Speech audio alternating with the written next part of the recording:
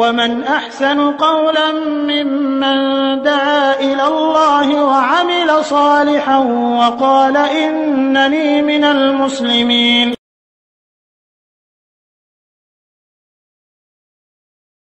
মুহতারাম ভাই আরেকটি প্রশ্ন করেছেন যে জুমার দিনে সূরা কাহাফ পড়া সম্পর্কে।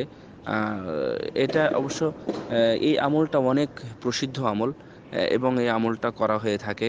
তো এই বিষয়ে একটু বিষয় জেনে রাখবেন।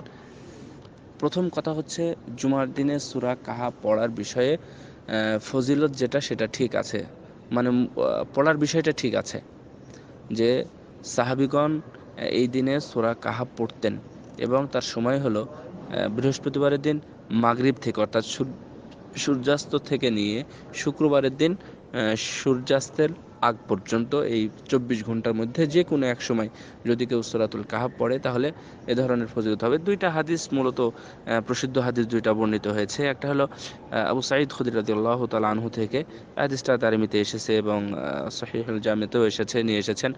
তারপর একটা হাদিস আসছে ইবনে ওমর রাদিয়াল্লাহু তাআলা আনহু থেকে বর্ণিত, হাদিসটা 2 নম্বর খণ্ডে এসেছে তারগিব ওয়াত তারহিবে। তো দুইটা হাদিসে শেখ আলবানী রাহিমাহুল্লাহ এক পর্যায়ে গিয়ে সহি বলেছেন।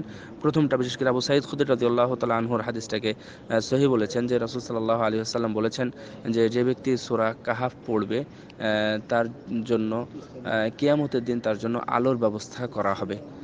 আবার এরকমভাবে বলা হয়েছে যে সে আলোর নিচে থাকবে, অর্থাৎ সে অন্ধকারে থাকবে না।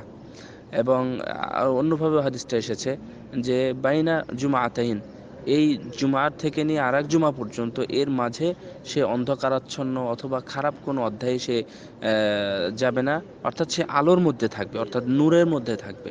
নূরের মধ্যে থাকা বলতে সে খারাপ কাজ বা গুনার কাজ বা ইত্যাদি থেকে অনেকটা নিরাপদ থাকবে যদি কেউ সূরাতুল কাহাফ জুমার দিনে পড়ে। সুতরাং আমি মনে করি এটা সাহাবীদের সর্বশেষ, এ বিষয়ে অনেক হাদিসের বিষয়ে অনেক কিন্তু আলোচনা হয়েছে। তো সর্বশেষ এর পিছনে নাই, মানে অর্থাৎ এর চাইতে দুর্বল নেই যে সাহাবী পর্যন্ত এই আমলটা আছে, সাহাবী পর্যন্ত এই আমলটা আছে। এই কথাটা বুঝলেন কিনা? যদি কেউ এই হাদিসটাকে বলে যে না রাসূল সাল্লাল্লাহু আলাইহি ওয়াসাল্লাম পর্যন্ত হাদিসটা পৌঁছেনি, অর্থাৎ হাদিসটা মারফু না, তাহলে এটা নিশ্চিত, এবং ইবনে হাজার রাহিমাহুল্লাহ উনি এই বিষয়ে অনেক কথা বলেছেন, উনিও কথা বলেছেন। তো এই বিষয়টা নিশ্চিত যে এই হাদিসটা সাহাবীগণ পর্যন্ত আমল আছে, অর্থাৎ যে ইবনে ওমর এবং আবু সাঈদ খুদরি রাদিয়াল্লাহু তাআলা থেকে হাদিসটা এবং সাহাবীদের মধ্যে যে আমলটা ছিল এতে কোনো সন্দেহ নেই।